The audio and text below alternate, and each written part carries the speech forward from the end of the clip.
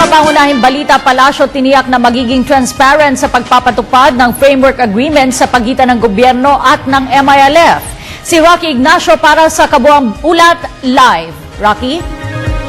Yes, maraming salamat, Cathy. Tiniyak nga ni Pangulong Aquino na magiging transparent ang gobyerno sa implementasyon ng bagong political entity na tatawaging Bangsamoro. Ito matapos nga magkasundo ang pamahalaan ng Pilipinas at ang Moro Islamic Liberation Front na pagtibayin ng isang framework agreement para sa pagbuo ng Bangsamoro kapalit ng Autonomous Region and Muslim Mindanao o ARMM na kapaloob sa naturang kasunduan ng disarmament at reintegration ng mga MILF rebels hanggang 2016 na naglalayong wakasan na ang may 2 dekada ng kaguluhan sa Mindanao.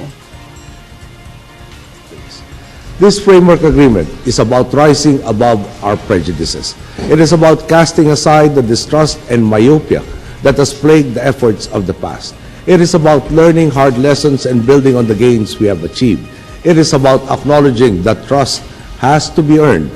It is about forging a partnership that rests on the bedrock of sincerity, goodwill, and hard work.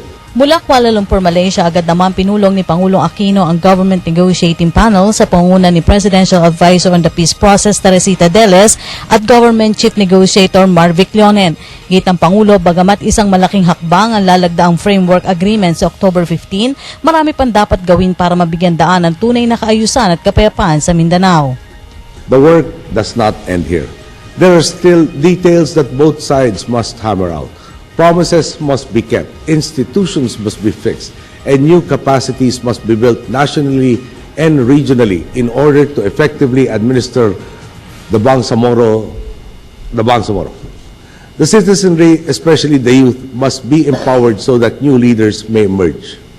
Nauna nang nagpahayag ng kumpiyansa magkabilang panig na ang naturang kasunduan na magbibigay daan para bigyan ng tunay na kasagutan ng problema ng Bangsamoro. Sa ilalim ng Bangsamoro kapalit ng ARMM, magkakaroon ng mas malaking territorial composition kasama ang 6 na munisipalidad ng Lanao del Norte, ilang barangay sa North Cotabato, Cotabato City at Isabela City sa Basilan.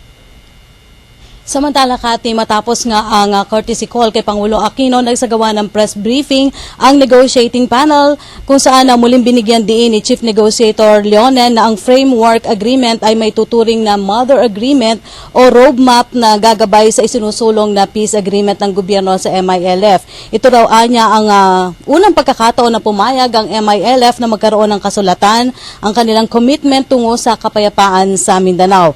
Nagsagawa rin anya sila ng dialogo o nagsasagawa na rin anya sila ng dialogue at consultations para sa isang formula na alinsunod sa prinsipyo at batas ng Pilipinas. Kapag nalagdaan ng framework agreement, magpapalabas ng isang executive order para naman sa pagbuo ng Transition Commission. Bagamat may poder ang commission ng magkaroon ng rekomendasyon o proposal ng constitutional amendments, nilinaw naman ni Leonen na walang commitment ang Kongreso ukol dito at wala pang dahilan na may pangangailangan na magkaroon ng constitutional amendments. Narito ang pahayag ni Chief Negotiator Marvic Leonen. Provision there which says that part of the powers of the Transition Commission would be to work on proposals for amendment of the Constitution, but there is no commitment there that such proposals are going to be acted upon by Congress. Like every citizen, Article 17 is open of the Constitution. Any citizen can make proposals to amend the Constitution. Any group of citizens, in fact, may cause a petition for initiative in order to amend the Constitution. Any group of citizens could lobby Congress in order to pursue a constitutional amendment. So they have requested, the MILF have requested, and we have said, why not? The Transition Commission may tackle that, may discuss that, may even propose it, but it is up to Congress to so amend the Constitution. As far as we are concerned, insofar as the major political commitments that were made by this administration in that framework agreement, we see no necessity for now to amend the Constitution. We think that the commitments made there by the government is indeed within the parameters of the Constitution, or should I say, within the flexibilities of the existing Constitution. Kasunod nito, pinabulaanan na rin ni Leonen na nagkaroon naman ng kamay ang Estados Unidos sa nabuong framework agreement ng gobyerno at ng MILF. Ayon kay Leonen, sinseridad ng gobyerno at ng MILF ang bunga ng naturang kasunduan. Hiniling na rin ito sa lahat na bigyan ng chance sa implementasyon ng pagbuo ng Bangsamoro Autonomy.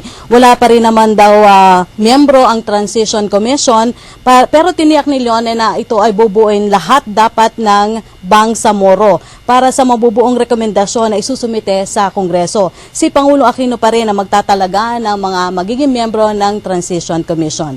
At yan po ating pag-uulat mula dito sa Malacanang sa tulong ng RTVM para sa Telebisyon ng Bayan. Ako po si Rocky Ignacio. Maraming salamat, Rocky Ignacio.